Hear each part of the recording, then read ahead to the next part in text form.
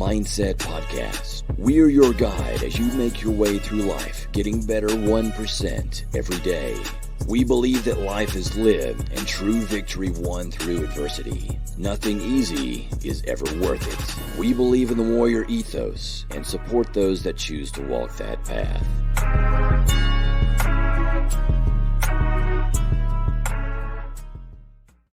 Aaron, welcome. I'm happy to be here. You just barely made it. I know. Did you like walking in and everything just being set up, all professional, ready to go? I like you said, I almost felt like a guest. It's like, boom, I will do this. Almost felt like a guest. Yes. Yeah. No. Do it differently. Oh my goodness. Podcast 101. Good job. Turn your phone off. Turn your phone off. All right. How's everything going? Good, dude. Yeah. Yeah, man. What's on the agenda today? We are going to talk about routines versus rituals. Yeah, that's what you texted me. Yeah. With no context. Yeah. I was like, cool. Let's do it. So there's an article that actually you found. Okay. I find a lot of articles. I know you find a lot of A articles. lot But it was routines versus rituals and why you need both by Thomas Apong. And it's basically about daily routines and rituals to optimize life. And something that he talks about in here is that, I mean, since the 70s, 80s, there have been plenty of books out there and philosophies around having routines and rituals and habits that take you to a different level in the things that you want to do. So 7 Habits of Highly Effective People. I believe the newer one that's out is Atomic Habits, and I believe that's around, like micro habits basically that build into routines that can be built into rituals. That's true. We were talking about needing to have some props in the middle of the floor. It would have been a good book to bring in today. Have you read it? Which one? Atomic Habits? No, I have not read that one yet. I didn't read it. I listened to it. Oh, and which was one of the habits, is to like listen to things. Yeah. Well, it was listen and read at the same time, but I can't do it. I'm like, why am I reading it and listening to it? That's interesting. My daughter just had to read very quickly for school, Lord of the Flies. Do you remember reading that? Yeah. And she did the audio book. What's the difference? Well, she listened to it while she was reading it. The idea is that it helps really sink in more. It's the same feeling as if you were to write something afterwards, I guess. The whole, I think that's the concept. Conditioning of writing, it pulls more than 2 things together in your brain. I think that's the concept. Yeah. It doesn't work for me. Really? Nope. Oh, it depends on it depends on maybe also the person that's reading it. Yeah. Yeah, well, it could be. Yeah. Well, earlier this year, we might get to this article. But maybe it does apply. Earlier this year, I bought Speechify. What's that? It's an app, not endorsed necessarily by this podcast host. That you bought it. It's got to be something. Yeah. You can get it as actually I have it here. I could play this particular article. I could play it and it would play, well, maybe it's 45 seconds, so it would get most of the article, I guess. Speechify? Hold on. I got you. Yeah, Speechify. And I've been looking for something like this forever. But it's the backward version of transcripts, basically. Yeah, it kind of does it live on the page. Yeah, and actually the cool thing about it was with the premium, you could either get a Gwyneth Paltrow, I see that, to read, or like some dark wizard type dude that with a British accent. But actually the cool thing about the Gwyneth Paltrow voice is, like, I put it on 1.5 or 1.75. And she is so monotone. Oh, it just works. It just works. That's funny. Yeah. She is monotone. Yeah, she is. Yeah. A lot of people don't like Gwyneth Paltrow. I know. That's too bad. Is it? Yeah. I don't have an opinion one way or the other. Yeah. I think they don't like her products or whatever product Well, recommendation. she can be interesting in how she Out of touch with normal humans. That's what I hear. Yeah. We do have a Well, she is married to Iron Man. That would definitely put you. yes in the movies. Oh, yeah, I think she's married Wait, to. Yeah, it's not real. Tony Stark's not real. he's dead. He's dead. That's Oh, true. spoiler. Well, that's technically in the future. Oh, It was 2023 or something. Yeah. um, Yeah, the Marvel MCU takes place like 2-3 years in the future from us. Mm-hmm. are these things going to come to pass just like or not come to pass just like Back to the Future with the hoverboards? No, that's not how time travel and works. everybody Didn't getting- you watch the movie? All right, So- let's get to the article. Okay. Who have we lost everybody now? You lost me. Yeah, but but interesting that you said it because also you can take like a PDF document and put it into the app That's cool. and then Yeah, that's it cool. reads it to you. But so if I'm on a plane, You can just listen. I can listen or I can read along with it because it highlights it as it's reading it. That's cool. But it does have this one flaw of like every once in a while it'll like start not enunciating things. Oh, right. It's like a Right. You're like, what happened? Is that the digital equivalent of reading with your finger? Yeah, I believe I think it is. it is, yeah. So anyway, Atomic Habits. Yeah, Atomic Habits is a good book. Yeah. Read it. Okay, I'll listen to it. Not Thank you. I'm talking to. Oh, them folks. So anyway, I think the point of all of that was there are these books that have been out there forever. Yeah. That speak to habits building routines and rituals. And so I believe that Thomas's point of this is there's actually a difference between a routine and a ritual. Yeah, and I agree with that. And that a routine might be like making your bed. That is something you might do every day. But a ritual may be something, and he says it doesn't have to be spiritual or religious, but Sure. but it's something that has higher meaning, with the steps that you do, and I feel like it kind of solidifies something in you, Yeah. or outside of you, maybe. Whereas a routine is just, and he makes a point too that like routines don't have to be monotonous, but they have purpose as well, and it's Right. to establish a baseline. And so I had a performance review yesterday, and it went well. I'm still employed. Okay, good. I'm glad. By the way, and and there's some things that I took out of it that you always, I assume, whether it's a performance review that you do with, a manager, or if it's something that you do with yourself, Yeah. that you want to take the things out of there to figure out, what can I do better? What can we do better? And so, I went to bed at like 9:30 and I woke up at 11:30 and then I was up until 3. Yeesh. Everything was grinding in my head. And there's This is after the performance review. Yeah. Okay. Yeah. Last night. I had no fear going into it. But and I think I've told you before, like I've been building this team this year, and and the team got excellent marks. My building of them got excellent marks. And in fact, everybody thinks that we're ahead of where they thought we were going to be That's at this cool. time. Yeah. So I, gave my team kudos today, Yeah. because they're doing a great job, and and I hope I'm doing an okay job.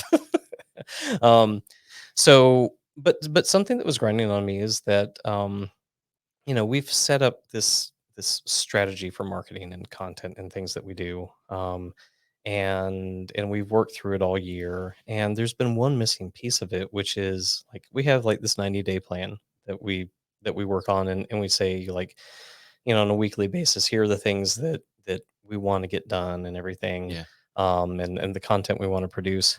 But it's kind of this bucket that we just kind of throw into, and we're like, well, we know what's going to happen on Monday. We have this one thing that comes out every week. Then everything after that is like, I hope we Yeah. can get to it. Right. And so there is no routine to the week, there is no baseline that we can point to and go, this is what's going to happen every single day. Mm. Every day is different, but this is what's going to happen every single day. And we just, I could not get there for some reason because, it's been training the team, getting them up to Right. speed. Here's what we do. Here's the industry we're in. We had a huge ass conference in the middle of that. It's And not typical, right? exactly. And so, I finally feel like we're getting to a point to where like we can replan the second half of the year, although we're going into the third month of the third quarter. So, Gotcha. you're Yeah. a little behind, but we've made, really good inroads. So this is this was the thing that I felt like if we had this routine of, you know, what it works out to is like we have 4 weeks that every 4 weeks a pattern is repeated. And on Mondays we do this one piece of content. On Tuesdays, it's a wild card day. Mm. It's set there for if we have something that comes up. But then on Wednesdays, we release a podcast Okay. and we have a podcast blog post. Yeah. On Thursdays, we have a blog post come out that either right now I'm writing all of them until we get to a point to where I've told them like the Yeah. whole idea is that you have somebody else write them. You know, but we have like a framework for them to stay within. Sure. And then we have room for an email that goes out on Thursdays, and then Fridays is another wild card day because we know that there's going to be content that comes up from other team members. They're like, "Hey, can you get this out?" Like, Right. okay, do you want it on Tuesday or do you want it on Friday? Because that That's when works we with post stuff. that's Yeah. when we post. That's when Right. we have the ability to post stuff. Yeah, it makes sense. And so, like, first week of the month is all about a debrief. Mm. I do a debrief podcast, and then we have a newsletter that Right. goes out that week. Right. The second week is about, open source 101 for finance. The Yeah. third week is about bedrock benefits of open source. And the fourth week is around our projects and making sure that we are marketing those correctly. So, and then we just started over. Right. And I kept going like, why do we continue to, there's no rhyme or reason. And because we've been struggling to pull content from places. Mm. But now we just said, okay, we're going to do a whole bunch of podcasts and we're going to do a whole bunch of blog posts, and then we're just going to set it and forget it. And then everything else, like, I think I told you, like, we'll have 50% of the content that we need to do. Everything else is like, ad hoc stuff or events. Yeah. Pretty, Yeah. You not simple, but simple. systematizing Yeah, it. you systematize it. So with that, until 3 a.m, I just built that out so that and took into account all the things that we've been doing. And then, I feel like my marketing manager came back this morning and she was like, kind of thank you. This is helpful for me to just have a, especially if it has to come out of my brain sometimes, we have a routine that we can follow. Yeah. We can also, when anybody else asks, well, what's going on in marketing, we can go, hey, look, like this is what we're doing. So Right. so it's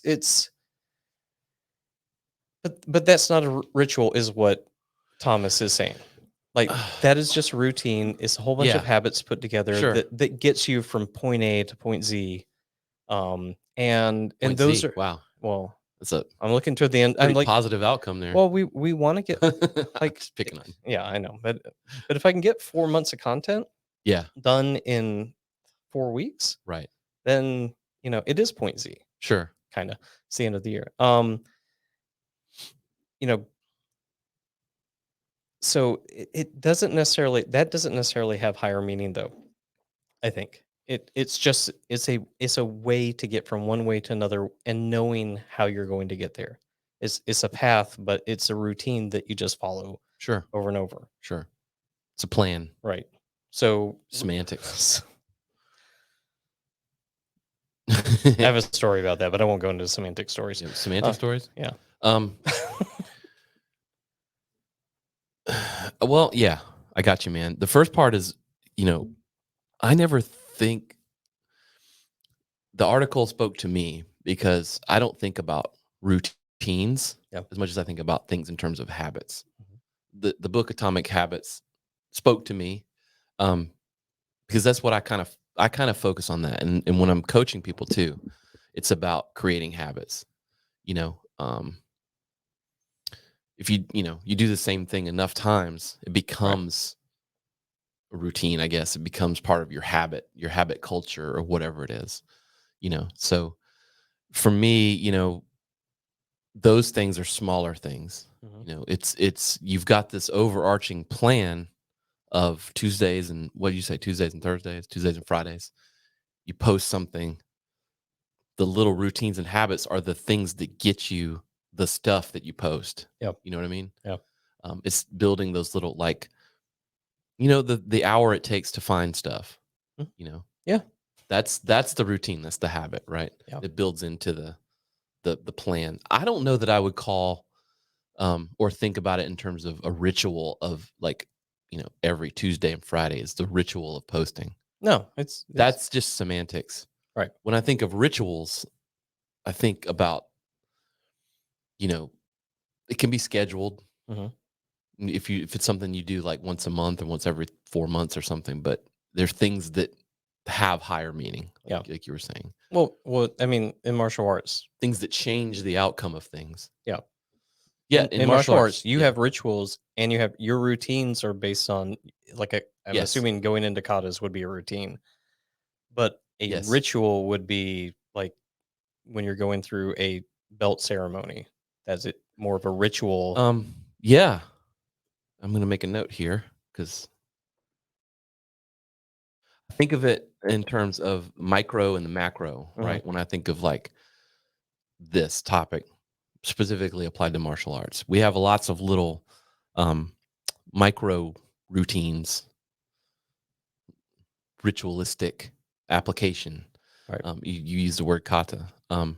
So you take the structure of a class. The way I structure my classes is probably pretty traditional, in that we do the same.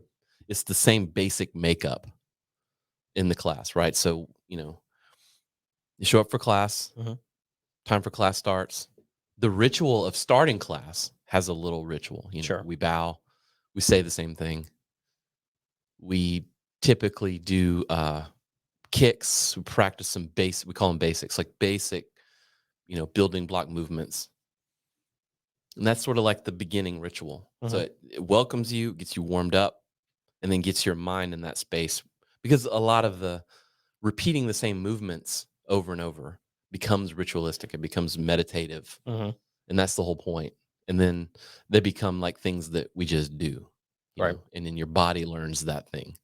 So not so much like habit building, but it kind of is. Yeah. Sort of like debatable term, but muscle memory. It's sort of like that sort of application. And then we have a big block of learning, we have a big block of drilling, and then we have the end of class. Right. So all those things in a class, in a 1 hour setting, very ritualistic, right? Full of little routines. Right. But then we have the macro, which is you take someone from day one to, let's say, their first, 4 months later, in the average, your first ranking, your first test for your first level. Like, you go from white to yellow, like 1 to 2. Right. That is very ritualistic. The test, Right. the idea of the test, preparing for the test, having the test, going through it. That is very ritualistic. And that has higher meaning in my mind, because it's a very deliberate step in the process of building. But each class itself is a very deliberate step in the process of building. Right. I don't know if, martial arts has that built in. Well, and I think if you're trying to separate the routines from the rituals, the routine happens in kind of, I guess, the warm up that you're doing. But tell me about the ritual part at the very beginning of class. What are the things that you do, and why? Well, so we let's say class time starts, we line up, right? And we line up by order of experience, by order of rank. So the highest ranking is front left, and then it goes down. And if there's another row, it starts left and builds down. that's not so much to show who's boss, Mhm. as it is just so that everyone can see where everyone is on the journey and also where there is left for them to go. Mhm. Because you will see people sort of leapfrog other people and move around. And then it's sort of implied that the higher rank helps the lower rank, Mhm. right? It's not about leaving the lower rank behind. It's about the higher rank supporting and instructing. And it's actually literally built in. There's different things that they have to do. So that's kind of cool, right? And they get to literally see that in the way they line up. So the ritual, the why behind the ritual is twofold. One, to again not show pecking order, but to show, It's also there. yeah, Yeah, I mean, you yeah, deserve it. Like, if you've been there longer and worked harder, I mean, you mhm, deserve it. yeah. It's the But same in the military. but It is martial arts. yes, so true. But it is kind of an honorific, way of looking. Yeah, You have that order for because you're honoring right. the effort and experience that people have, That's right. or the effort they put in to obtain the experience, That's right. I guess. Yeah. But then, Then we bow. We have a specific way that we bow, mhm, and that is to show respect. We have a set of guiding principles that we study and practice. The very first one is do not forget that karate begins and ends with rei, which is the Japanese term for bow. mhm, So, and bowing is not just showing subservience to someone else; it's showing respect to right. the other person, respect to the teacher, respect to the art, respect to the dojo, respect to yourself. And that sounds like something you tell a room full of 8-year-olds, but adults aren't really that far off from a room full of 8-year-olds. No, so true. um, Yeah, and then we go through the counting of each one of the uh, basics that we do, and there's 20, 24, 25 basics. We'll work all the way through, including kicks and everything else. mhm, And then typically each student takes a turn counting. And what's funny with that is that the routine of that is funny because people's personality will affect that yeah, that ritual. Because you'll get people for a while, they're like 1, 2, very monotone, and then you'll get somebody in there that's like they're like screaming it, wow, and you're just like they're really into it, but you'd think everybody would be like, what the hell is that? But they get into it, mhm, right? And so then the next person, it's not like they're trying to top that person. It's like they realize, oh, I can show some personality here, yeah, and then they do that. And some people will count it in Japanese, and they're mhm. like, shit, now I got to learn how to count in Japanese. And it's like this whole Genies on thing. yeah, Yeah. And it's interesting having watched that progress over the years, because when I started teaching, I had like 2 people, yeah, now we have easily, 8 to 10 people in class. And, we have more people than we have rounds of counting, and it's interesting. yeah. Well, and I'm assuming that do the higher belts have more of the personality because they've had more of the experience? Typically, no, they're more tired. Interesting. They're more like, yeah, Okay, fine. yeah, it's usually the lower to middle rank folks that get into it. The older one's like, I know it's coming, just, Uh-huh. just Just go. go. Yeah, it's They're funny. Yeah. yeah, they're human as well. Mm-hmm. Um, so you, there's maybe the point of the article, which is that you balance the routines with the rituals Yeah, in order to build, I think, how did he say it? Healthy routines and meaningful rituals make us more productive. that's right. And so let's strip out those rituals and routines. What do you think that you would have when you did a class if you did not have the ritual to start off? If you did not have the routines of going through a class, like what do you think that you would have at the end of it, the class itself, a month later, a year later? Chaos. Yeah. Yeah, I used to when I first started teaching. So let's talk about this. You want to get it nerd out on Yeah. some martial arts stuff. So I teach. It's a Zen Shotokai. It's a very traditional-ish form of karate, Hmm. Japanese stuff. Now, it's funny that we are actually not traditional in that, a true traditional art would be like you know, you talk about lineage of arts, be like one thing, like pure, be Yeah. like one. There's a bunch of different names: Ishinryu, Shorinryu, Shotokan. Kind of, they're like one tree. We've taken Zen Shotokai has taken some pieces and parts from everything and made its own tree. Mm-hmm. But from my observing classes and watching things online and learning this for over 10 years, a lot of classes aren't really traditional. And I think because a lot of people teach children now, and it's just like there's as much fun baked in as it is just straight up training. Sure. And it's not so much just about the training. It's just different than, let's say traditional Japan or whatever. Mhm. So we are probably more traditional than just the way that I was taught how to teach and then that I brought in there. So when I first started, but I also trained Jiu Jitsu. And so Jiu Jitsu itself is it's old. It's as old as judo. It's older than karate. Mhm. And we won't get into the nerdiness of it, but a Japanese person, teacher brought it to Brazil and then taught them, and they you got the Gracies created their own version of it and stuff. But in my opinion, they stripped out a lot of the traditional nature of it. Sure. And it's a lot more sport oriented. It's a lot more relaxed. A jiu-jitsu gym, they don't even call it a dojo. They call it a gym most of the time. It's very relaxed. It's all about rolling and not. Well, sometimes they don't all, like the ones I've trained at 2 different ones that, they kind of start at noon, like I say noon class. And really now everybody gets there until about 12:15. And then it's like you go for like an hour and a half, and just like I would just leave when I would get tired. I was like, I'm gone. There'd still be like 4 or 5 people still in class. Like, oh, you got to go. I'm like, yeah, I have to go back to work. Yeah. Like, be nice if you like ended class. You know what I mean? Like, started on time. It was one of my pet peeves with it. Was like there was no structure almost. Yeah. The basic structure of like, hey, here we are, warm up, drill, and then roll or spar or whatever. The basic structure in every class, and it's like, well, yeah, that's kind of a structure, but it's as basic as it can get. Didn't sound like there's. I'm not going to say that for. Not a lot of ritual. There's not a lot of ritual in that particular class or in that particular gym to get outside of those things. Their routines. Their routines in order to get to an armbar. Right. Their routines in order to. Well, yes and no. Yeah.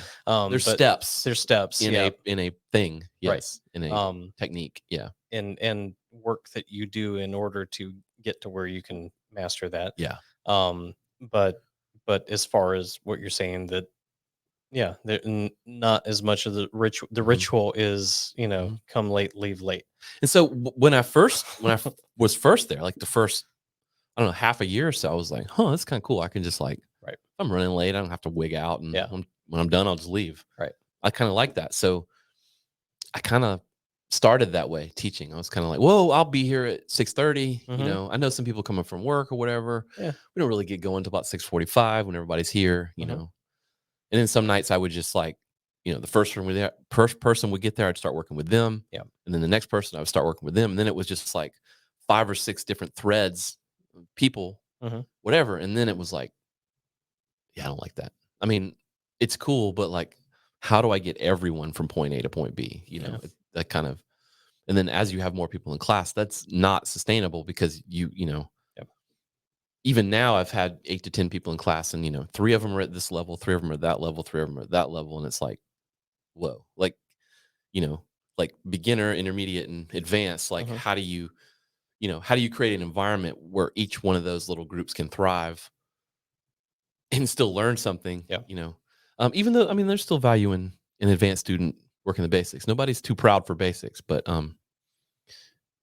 I digress there. But bringing that ritual to class and doing it the way I was taught, and bringing that structure ritual, maybe same thing, pays dividends in the student's expectation. You know what I mean? Yeah. In my opinion. Yeah. So when you end that class, there's implied expectations. There's just everybody's like less anxiety.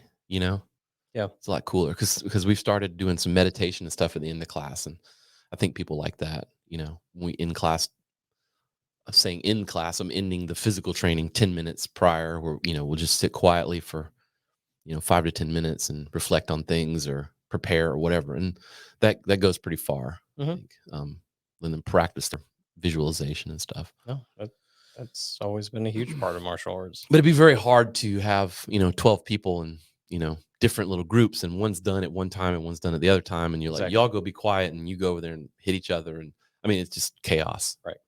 Which is what those Jiu Jitsu classes seemed like, Yep. because I'm just sitting there tired, and there's some people doing whatever, and coach is over talking to somebody else, and I'm like, I got to get to work. See you guys. And it felt very weird to leave and be like, should I have left? Like, or should I have rolled one more time? Or what is coach thinking? Did I leave early? I don't even know if I left early. Like, I was there for an hour and a half, but felt like I left early. But I was supposed to be there only for an hour. I was only supposed to be there for an hour. Yeah. I still have to go clean up and go to this next. It just gets weird. Yeah. Do you expect that also your students get better value from that? I do. I think they do. I really think they do. Because of the expectations that you build for them and they build for themselves? I think so. And it's a little bit when, they know the rough. I mean, if I'm coming into a very relaxed class and I know, like, hey, we're going to say hello, we're going to warm up for 5 minutes, and we're going to drill for 20, and then we're going to, like, fight the rest of the class or whatever. Like, that's a basic structure, but I have no idea what, like, as we're going through things, I have no idea what's going on. Yeah. You know what I mean? I'm like, it's just like, dude decided to teach this today. Yeah. Well, we've done that. I know. And then we're sparring, and it's like, no one's doing the thing we just practiced. They're doing whatever. Yeah. It's like, well, why didn't we just come here and spar the whole time? Yeah. And then you, like, randomly, like, drop some nuggets of wisdom on us. Like, that seems like it works too. That's how I used to teach college But classes. I've taught classes like that. But when you have that, okay, these are the 5 things or whatever that happen roughly at the same time, roughly in the same way. Yeah. I think that you can thrive in that environment a little bit better in the learning process. I just think you do. Yep. Your expectations are preset of the steps we're going to go through. Now, sometimes you throw that out of the window, Sometimes it's like, get your shoes on, we're going outside. Yeah. We just go outside. But that's the CrossFit mentality. It is, but in that case, you're changing the environment. Yeah. You know what I mean? And there's value in that too. Yeah. But I think the value in that exists because you have the standardized rituals and things that exist, generally speaking. I don't know. No, well, it's and again, the point is to be. You hope that the routines plus the rituals make it more productive, so that That's right. That's the one. Healthy routines and meaningful rituals make us more productive. right. I think they do. Yeah. I believe that. Well, I mean, think about your work environment. Like, why is it so hard to work when you travel? You know what I mean? That's exactly why. Because you haven't done what you know what I mean? You know what you think, and as somebody who travels a lot lately, I'm gonna get all this shit done because I'm all by myself. Nope. And I've done it. Yeah, you don't get shit done. Yeah, exactly. Yeah, and then I think my wife counted that between the two of us, for her work, my work, that I forget how many hotel nights she said that we had, but it's like 50 or 70 or something like that between the two of us. And some of them are simultaneous, some of them have been for for family travel and things like that too, but 50 or 70 nights of traveling, that means that you and also my CTO said this recently. We were planning on we have a small team of 10, and we have these events that we continually are invited to speak and things like that. And it's like, at first we look at things as like, hey, we're getting out the message, and then we look at it as like, and she came back and said, how much disruption do we have to our routines, to our rituals, to everything that we're doing, so that like, all of a sudden we are no longer productive in the things that we have to do. Like, we're promoting the shit out of everything, but we never get our work done. And That's the problem, especially when you're a small It is. team. It is a huge problem. Yeah, if you're a small team Yeah. and you're not getting your work done, Yeah. it sure is fun. It But sure is. Yeah, but you will flame out. Yeah. Yeah. I think it also gives you something to compare performance against as well. True. You know what I mean? Like having the structure of classes, even if it's loosely met, gives you, when you reflect back on the day and you're like, oh, was that class worth a shit? Yeah. Why was it? Or why wasn't it? What did did I skip something, or like, did one of the little processes go wrong? Or people are like, man, that class was awesome. You're like, well, what did we do that made it awesome? Yeah. If you have no structure of thought, then you can't recreate it. Yeah. That's another thing. I think last time I saw your older son, he was actually writing in his book. Oh, too, dude, yeah, he and does he's that all the time. Yeah. I'm assuming he was recording what he was about to do or what he did last, looking at what he did last time. Yeah, in order he's to very build on diligent with that. Way more than I am. God love him. Hey, man, that's just how his brain works. Mine does not work that way. No, mine as well. I rely on technology to track my exercises, and I know right now I know if it was boxing, running, cycling, or hit. Like that's about as far as I'll go, and and I know about my weight selection. Right. Is sure not based on any science. Yeah. It's like I'm today I'm all 30s. Today I'm all Hey, 10s. Yeah. Yeah, well, even inside that, I mean, you're talking about CrossFit. Even inside CrossFit, there's ritual. Yeah. To the There's more ritual than there's routine. Unknown and unknowable. Kind of. Yeah. Yeah. No. It's to a class. I mean, if you're attending a CrossFit class, there's definitely routine and ritual. Even though the workouts are going to be different every time. Right. The structure of the workouts will be different every time. I remember when you were building this website, and I saw behind the scenes the WODs that you were putting in. Yeah. And do you still write down all your WODs? Me? Yes, I do. Yeah. Yeah, I record everything. So it's pretty weird. I don't know where your son gets that from then. I'll pull that out while we're sitting here. But I remember looking at them going, I'm like, oh, that's cool. Are you keeping it so that's something that you can publish and have other people follow? But I think one, there's the fun part of it, which is like, hey, this shit would be cool. Let's do that. Because I remember those workouts. Yeah. But I think too, like, yeah, the posterity thing is well, I mean, that's why I think the ritual for CrossFit comes in the Cindy's, and all the women that will kill you, with the WODs, Yeah. or the workouts that are named because you can measure yourself. And next year when we do Murph again, you measure yourself of your time from last year. It's the same exercise every single time, or it's either your AMRAP or it's your time. Wow, I'm looking at it right now. I've been recording in this little blog since 2012. Dang. Every single workout. That's a bit nerdy. Is that good or bad? Some people call that maniacal. I don't know. No. Yeah, I use a tumbler. Is what I did on 2012. I guess it was cool. Yeah, I remember that one. Yeah. Yeah, but I need to download it. It'd suck if Tumblr went away and I lost all. Oh, it'll never go away. Clearly not. Yeah. But yeah, every time I work out, I'll write down what it was at least, and I try to write like a note of like felt like shit or like hurts really bad or whatever, Right. But I write down every workout I've done, or I write down every class. Yeah. For martial arts, every class I've taught. Yeah.